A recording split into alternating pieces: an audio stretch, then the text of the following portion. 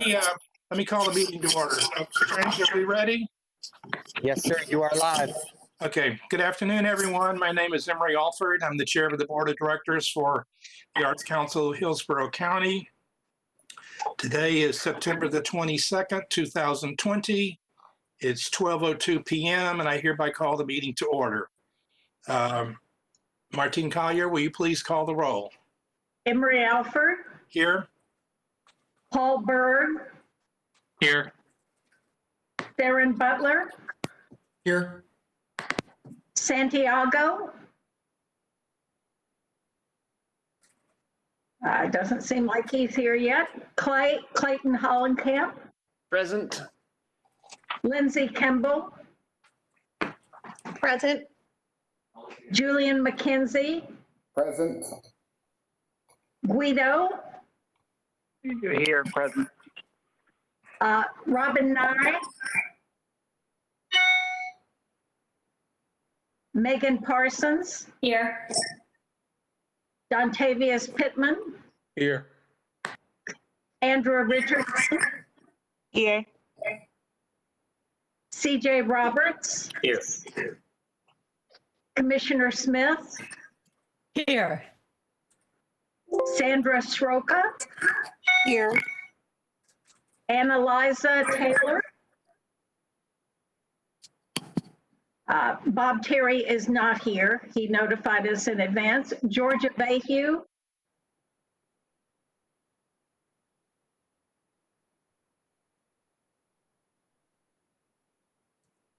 We do have a quorum, Chairman. I didn't hear. I lost you. We have a quorum. Okay, thank you very much. Commissioner Smith, I don't see you. You are there though, right? Yes, there you are. Okay. You're muted. You're muted. Thank you. Okay, moving on. First item on the agenda is the public comment opportunity. I understand we do have someone wishing to speak today. We do. I was notified, and Tom DeGeorge is here today and would like to address our board. Welcome, Tom. Thank you for having me. How are you all doing today? Good? Good. I'm here to talk to you about the Save Our Stages Act that is going on the floor to Congress, and also hopefully what we can do here locally. There's about 2,800 small stages around the country. There's about 150 in the state of Florida. There's 12 in Hillsborough County, and there's 5 in Ybor City. I am the owner of one of those small stages. I own the Crowbar in Ybor City. We opened in 2006. We've been around for 14 years, and I've been very successful for the majority of that time. I'm also the Florida precinct captain for the National Independent Venue Association. We are the group that is lobbying Washington, D.C. for special funding for our small stages. Those small stages, for every dollar that are spent at one of our places, $12 are spent in our communities. So not only do we help the restaurants and the shops and the bars, but we are the stepping stone for artists to build their craft and become successful, to play places like the Strass Center for the Performing Arts or Amalie Arena. 90% of the artists you've seen at Gasparilla Music Festival play our stages. And so we're part of that ecosystem, and we're extremely important. So I'm asking you guys to support us and support the Save Our Stages Act on a federal level, but I've also been talking to Tampa City Council, Visit Tampa Bay. What I'm also asking is locally, that we put our organizations together and we make this a priority to save these rooms. We've been shut down for 6 months. The majority of the tour industry will not come back till fall of 2021. And I think if you asked any local business owner, if they had been closed that amount of time, if they could survive on their own without special funding, they would tell you no. And we were the first ones to close. We cooperated. We did what we did for the greater good of our community. But now I'm asking you to help us so the arts don't die in our area over the course of the next 2 years. Because even when we reopen, if we don't get this funding, we'll just die a slow death. And we really need the support. I think it's important to the arts in Hillsborough County to make sure that we all survive. Thank you. Thank you. Anyone wish to comment? Commissioner Smith? Yes, Commissioner Smith. Yes, my office has been working with Mr. DeGeorge and others because we feel it's really important to, at a minimum, support this federal legislation that is being proposed, the Save Our Stages Act. I understand there's a Restart Act as well, both of which would ensure the survival of these independent venues and theaters and arts events producers throughout the region. I was wondering if Santiago is here, if he would speak to this as well. But I'm sure everybody here understands the importance of these small venues, these local venues, to our arts ecosystem, and in fact our business ecosystem. So my office has worked up drafted a support letter for this legislation, and I'm wondering if it would be appropriate now or in the other business section to ask that this board direct Martine to send a letter of support for this legislation. Emery, would you rather discuss that in other business, or? I could share the letter right now. James has taught me how to share the letter, so hopefully I can do that. If we would like to go ahead and just discuss that and see the letter and possibly take a vote on that right now, would you? Why don't we do that since we're on the topic right now, if that's okay with everyone? I'm fine with that. I will say that I attended the Strasbourg meeting yesterday afternoon, which went extraordinarily long. For their normal meetings are less than an hour, but we almost went 2 hours.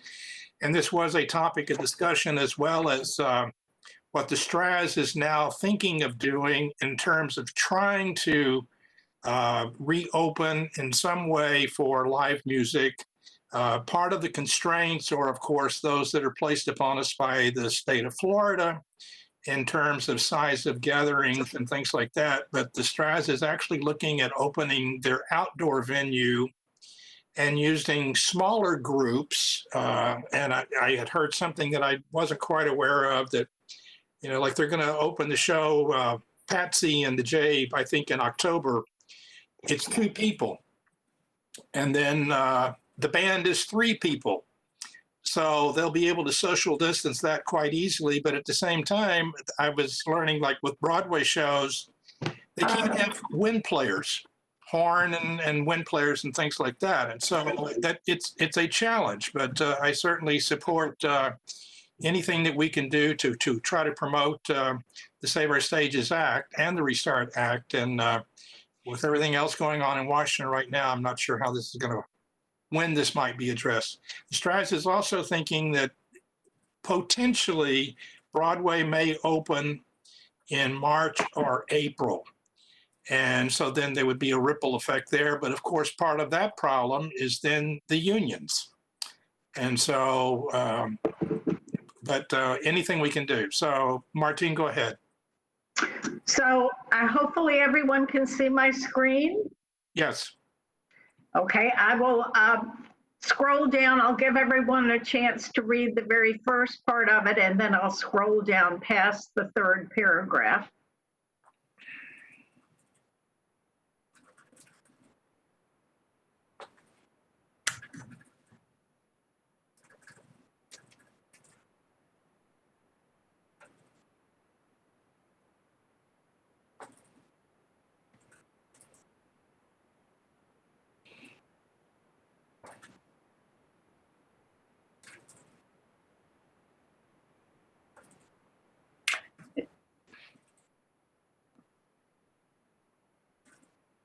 It's an excellent letter, Martine. And Yes. I would like to make a motion that we submit this letter. Seconded. Okay. A second. All right, good. Motion is made and seconded. Who is the letter to be sent to? Our legislative delegation, I would think to, National. right. Right. And we can also post it on our website. It's part of our mission is advocacy, and this is a very clear advocacy issue, and I think it's completely appropriate for our organization to take a stand and to, move forward with this. Georgia, I believe you made the motion. Who seconded? Julian seconded. Okay. So all in favor, say aye. I'm sorry, Emery, let me interrupt. I apologize. Yes. I just want to be sure that you're taking a roll call vote of the members to be sure that the record is clear. Okay.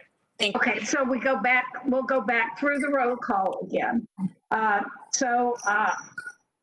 Emery Alford, Yes. Paul Berg, Yes. Erin Butler, Yes. Santiago, Clay Hollenkamp,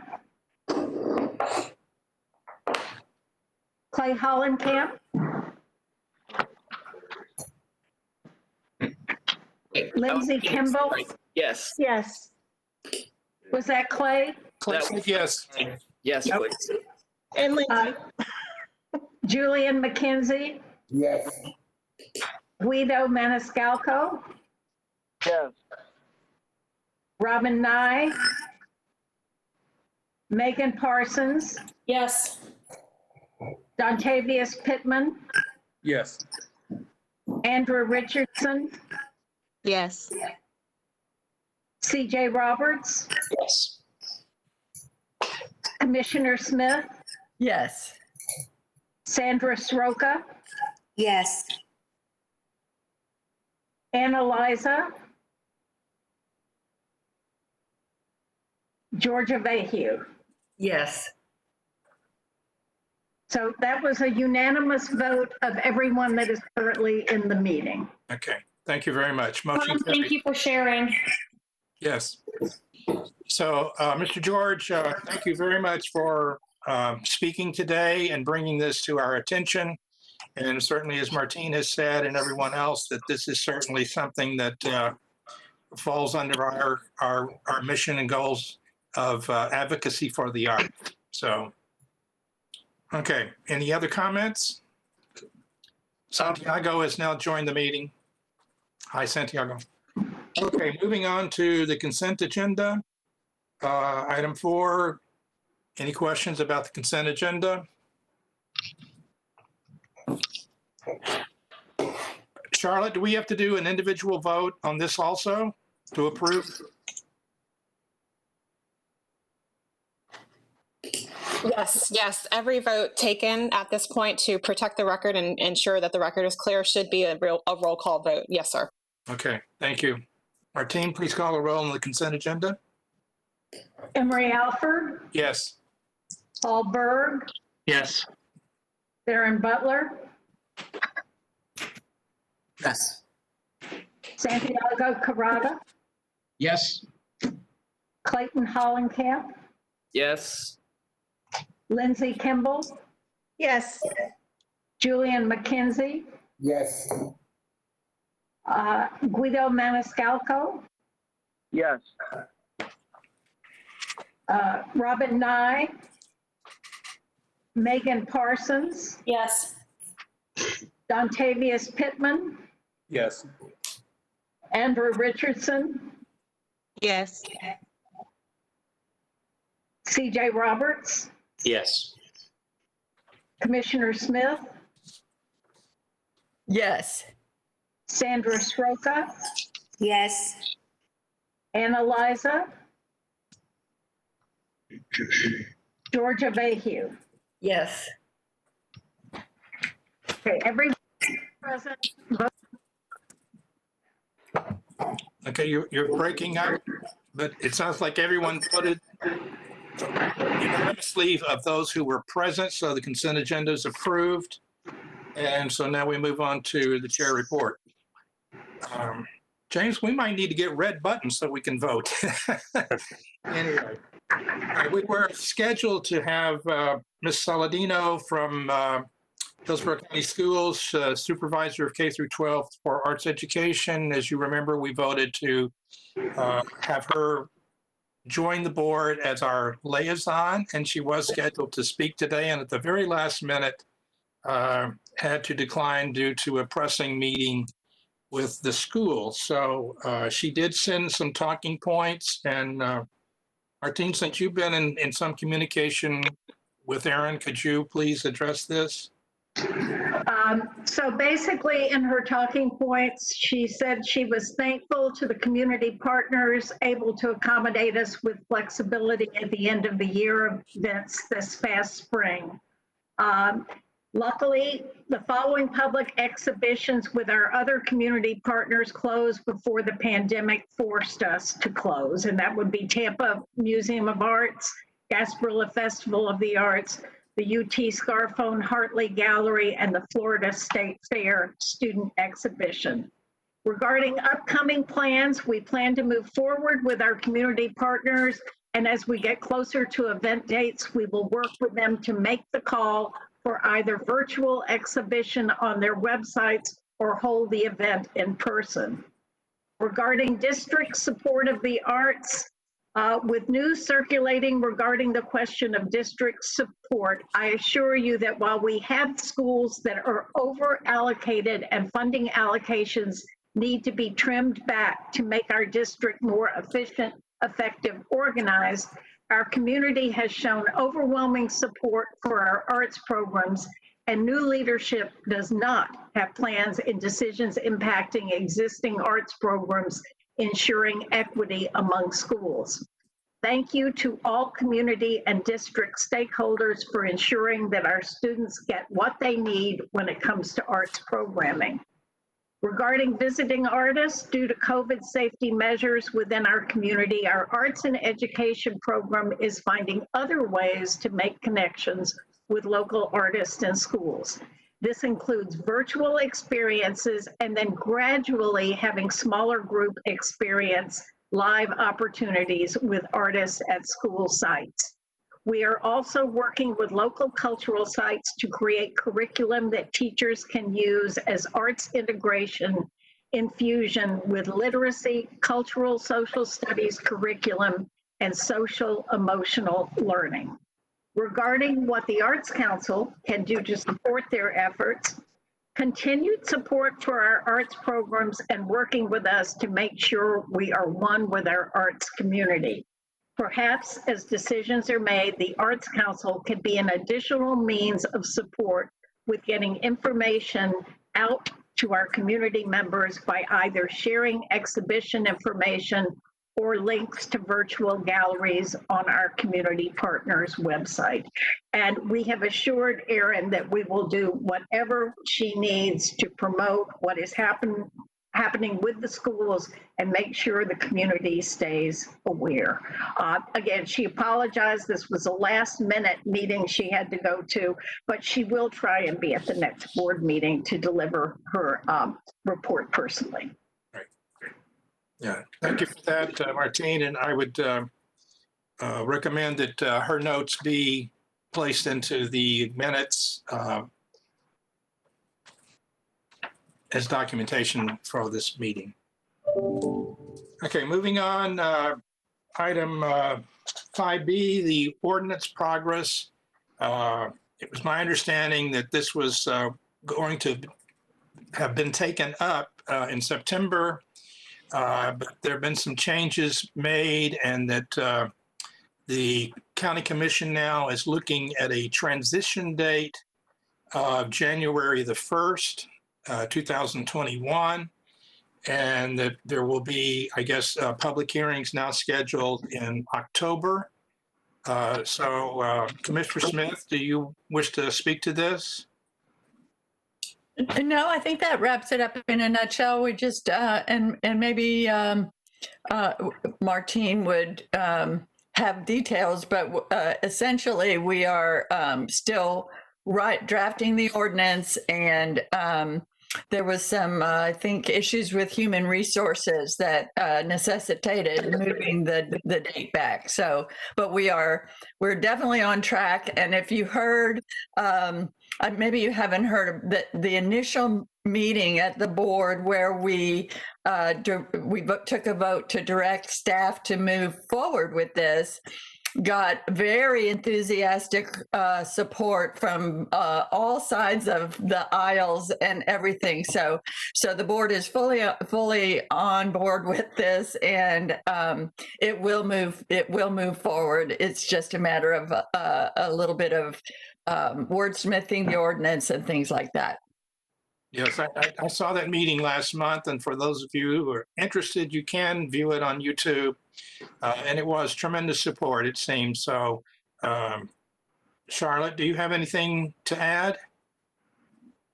As far as how the drafting is progressing? Yes, progress, I guess. Yes, there is a draft that has circulated. Martine, I believe you do have a copy of that currently. At this point, I think, if there are any other details to be shared with this board regarding the details surrounding that draft, I would defer to Martine to lead that discussion. Thank you, Charlotte. Martine? And I would just summarize that this is what my understanding is it was not going to be possible to have this done by the beginning of the fiscal year, as there were just too many trailing details. It's not that anyone is pulling out of the idea. Everyone's still enthusiastic. There just was too much legwork to be done, too many little details to make it happen by October 1st. So that's why we're looking to have the meetings on the ordinance in November and December timeframe and have everything done by January 1st. Okay, so that's kind of where we are on that. So to that change of timeline, it now raises the issue of the Arts Council continuing into the next fiscal year with a budget. And so we need to have a budget discussion, and we have a proposed budget in your packet today that would start us into the next year. To me, it looks like it's basically a carryover budget with slightly different allocations in the operating expenses. Martine, would you want to address that, or Kelly? So when this became apparent that we were not going to make the transition by October 1st, I did talk to the county. They agreed that we needed to have a budget in place to begin the fiscal year. By the way, one of the things of being a special district, a requirement is that we have to have a budget, our current budget, on our website at all times. So with the fiscal year ending, so we talked to the county and we talked to Clifton Larson Allen, and Kelly thought we should just pretty much do the same budget that we did last year with a few accommodations for the new strategic plan. We're not expecting to use this budget more than 3 months because we'll be under the county at that point. But it's fiscally irresponsible not to have some budget and also to have it on our website. You'll notice that the audit is in the budget. We don't expect that we will have to do that because we should be well under the county's government by the time, but we just put everything in there that was there last year, just have a budget to start the year with, basically. Okay. Any other comments about the budget? Just kind of parallel to that, again, at yesterday's Strads board meeting, they approved a budget for 6 months because, again, they're not looking to be doing that much with their Broadway and opera things until after the first of the year. But I think we, as we had discussed and Julian spoke to last meeting, we will continue operations as is until a new ordinance is in place. And of course, then we can also address anything that happens with the budget come January. So I suppose, do we need a motion to approve the budget, Martine? Pardon me? Do we need a motion to approve the budget? Yes. Okay, And I we'll do a motion roll to- call as well. right. Paul, Yeah, I motion to approve the 2021 budget as presented.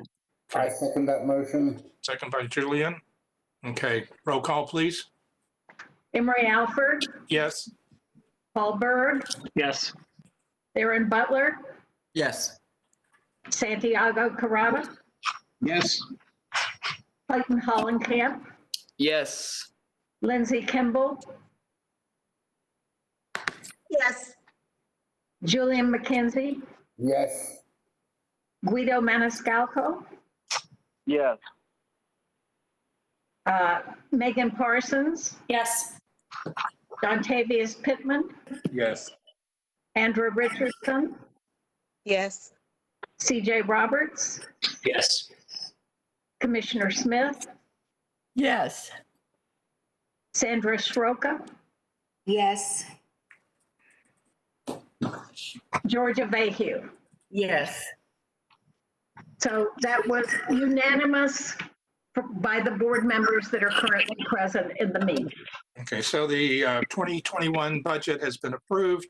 And we'll move on. So next is Executive Director's Report from Martine. Go ahead. So just a status of the 2021 grant program. The cultural development grant contracts are due tomorrow. We also are underway with our individual artist grant. We had the grant workshop last week. The application is live, and that panel meeting will take place in November.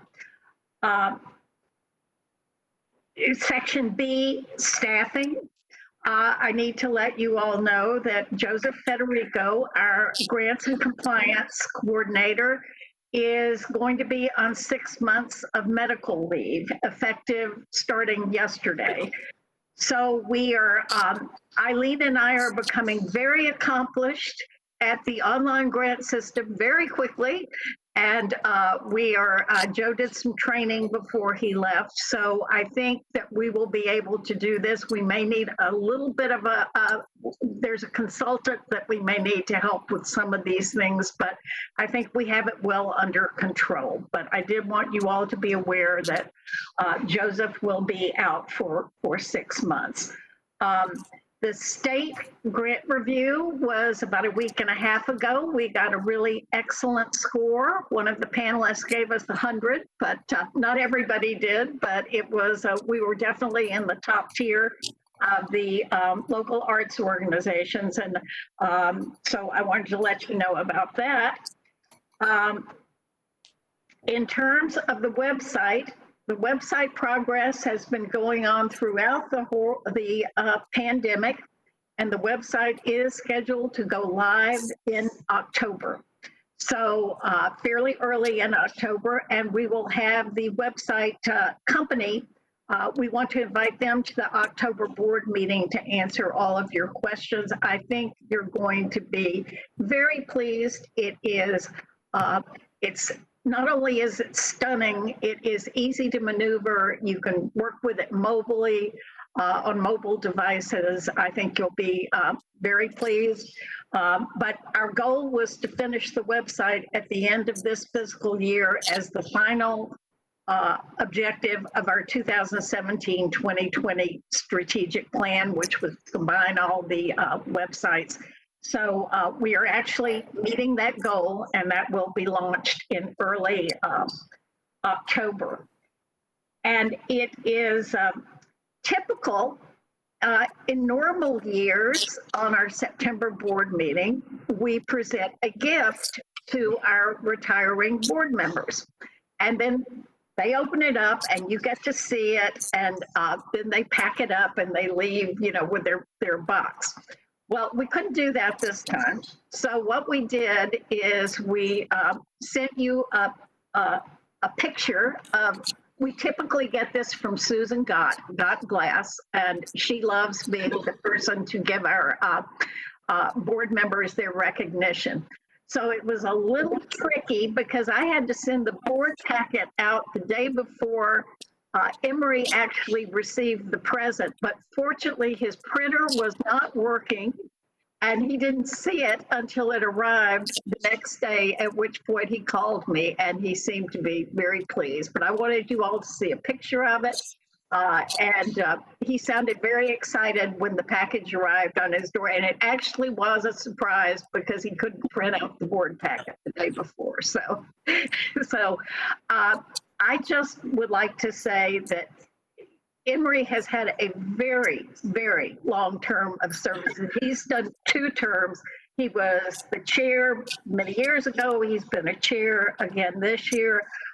He has devoted so much time and effort to this organization. I think this board has been very privileged to have him serve as chair this year.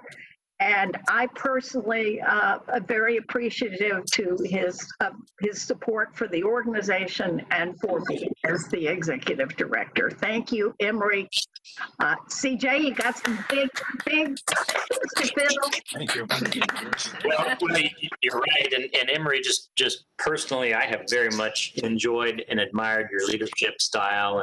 And I think you were the right person at the right time for this organization. And it's been a pleasure to work with you. And as Martine just said, and I think I shared at our last meeting, you're going to be a hard act to follow. Thank you. Thank you. And I would like to add one thing not on the agenda. Oh, I'm sorry, Commissioner Smith, you go forward. I just wanted to say farewell, as we say farewell to Emery, to say I've just gotten to know him on this board, and I'm already going to miss him. And I hope that we stay in touch because I echo CJ's comments. You were the right leader at the right time for this organization, and you've done a great job and a lot of work. So I appreciate that very much. But, more than anything, I think CJ hit the nail on the head with your leadership style is something I really respect and admire, and hope that our paths continue to cross. Right. Yeah, I thought about this. I don't want to say much. I'm happy to have served. I guess I've been on the board, excuse me, 12 of the last 15 years. Wow. And the 3-year break was required. And I also left the area to go down to Fort Myers to pursue another academic position. And what I've learned in my career is that I seem to always fall into transitional leadership opportunities. And so when I came back and had retired, I said, let me get on the board again and have some social activity and get back into the art scene. It's been a new experience, certainly, than from the time before when I was chair in 2000. I think that was 2012 when I was chair last. So it's hard to believe that this 4 years has already gone by, but it's time to let other people have some fun now in a leadership role. And I know CJ and Paul both will do extremely well. And part of this, several years ago, I discovered Maslow, and he talks about his hierarchy of needs and how we have the actualization of our own personal well-being and success. And one of the experiences, or one of the things that I learned from that was life is a series of peaks and valleys. And for every peak, there's a valley. And being on this board has been a peak. So here is the gift. It's, I don't know how well you can see it. It's like a glass brick. It's a wedge, weighs about 6 pounds. There's some art pieces in there. I even think that's candy right there. I'm not for sure. Embedded in there. And then it comes on a base that has 8 LED lights that throw up into it and it reflects. So I found this as a pretty unique nightlight now. But I'm thrilled to have something from Susan Gott. And if you haven't enjoyed some of her artwork, she has a really neat studio over in Seminole Heights. And I would encourage you to look at her artwork of the types of things that she does. I can't think enough people, and if I start naming people, I know that then someone gets offended because I didn't say their name. But especially Charlotte, thank you. And Kelly, thank you. And everyone, thank you very much. So, yay, Emery. So, one other note, it wasn't on the agenda, but the Board of County Commissioners met last week about our recommendations for board members.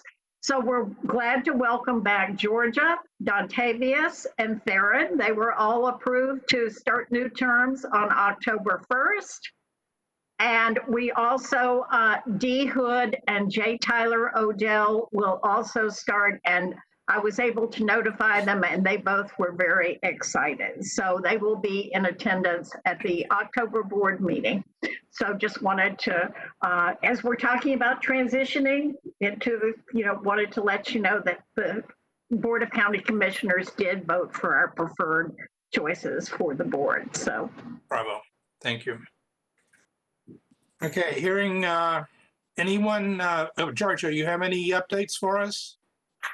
Yes, we have, the bench has been installed at the Blythe Andrews Library, and if you're out driving, trying to do something just to get away, check out the bench. It is absolutely amazing. There was an article in 83 Degrees recently, and USF also had an article about it. So it's just the sweetest, loveliest bench and sculptural piece. Very good. Anyone else have any updates or good news? Or maybe questions? Or questions, yes? You have a question, Julian? Yes, I did. I wanted to confirm that we do have a 501c3. yes, we do. Culture Connects, right? Correct. Okay. So maybe offline, Martine, we might want to talk. We at Mosey have just launched a grassroots campaign to raise money for some of our education processes.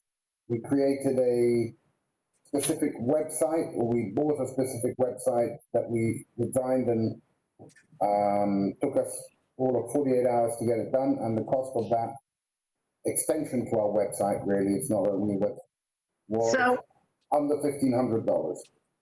when we become under the county, we will need to do a different agreement. Currently, the Arts Council has an agreement with the 501c3, but it's my understanding from Charlotte that if we come under the county, we can still retain the 50, but it will be an entirely different agreement will have to be put into place. So that will be part of our due list as we come under the county as well. Okay. Okay. And I just wanted to share with everyone that Power Stories, I know that they've sent something already into the Arts Council, but for all of you as outreach areas and advocates of artists throughout the community, if you can publicize and share their launching with Outcast Theater Collective for March 2021, the Voices of Truth Theater Festival. Applications are being accepted through November 1st. They have a wide variety of folks that'll sort of evaluate the submissions, and it can be open to both in-person performance or visual that's going to be broadcast over the internet. So there's a lot of different mediums that will be open for this particular Voices of Truth Festival. And I wanted to make sure that I made you guys all aware. Good. Thank you. And lastly, I just wanted to remind everyone that at Mosey we have the Space for Out exhibit that was curated by Nicole Stott, the former astronaut. And it is very, very interesting, and I invite everyone to come by and have a look at it because there's some very interesting artifacts that he created and brought and curated. Okay. Paul, you have anything? You're muted. There we go. We just finished our first virtual production this past weekend, so that was a big step for us. As I think all theaters are looking at now, is how to make that change. So, a lot to learn from, and a totally different experience. So we're moving forward with it. Very good. Anyone else? Santiago? Thank you, Mr. Chairman. You know, the tourism industry is slowly returning. We had, a record-setting pace January, February, and then the wheels fell off the wagon in March and April. But since the wheels have come off, they're steadily being put on. We're about 47% hotel occupancy, and normally we're in the 70s. But compared to other destinations, we're doing quite well. And we look at how everyone else is doing around us. And so we are marketing the district. In fact, I sent Martine and Iceland links to a number of videos that we've done during the pandemic highlighting the arts. And so those exist on our website. If you have a chance to go on our YouTube site, we have On the Horizon video series, all the incredible things that are going to be opening up here shortly for us. We've continued to do memory makers. Those are our frontline people that are out there working in the industry all over. And then as well, a lot of promotional videos that highlight the arts and our culinary experiences. And so we have continued to market, and we're seeing some returns on that marketing spend. So very excited about the future. We have a lot that will be happening here if things continue to trend in a positive direction. And 2021, I'm looking forward to saying goodbye to 2020 and saying hello to 2021. Emery, may I speak? Zoo Tampa has Creatures of the Night returning select nights in October, starting the first weekend of October. So we have a new reservation system to accommodate the COVID situation, but it should be just as fun as previous years. We have some new exciting activities at Creatures of the Night. You can go online at zootampa.org to sign up for that. And Zoo Tampa is doing fantastic. We've not had to lay anybody off because of the pandemic, and we're doing just great, which is really exciting. Very good. Very good. Anyone else? Well, I thank you all very much. Erin, I see a bottle of wine behind you there.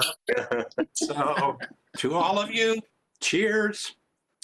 Cheers. See you at a concert or a gallery event or a show in 2021. Thank you. Thanks, Emery. Thank you, Emery. Thanks for sharing, Tom. Thank you. Bye, everyone. Be safe and have a good afternoon. You too. Commissioner. You too.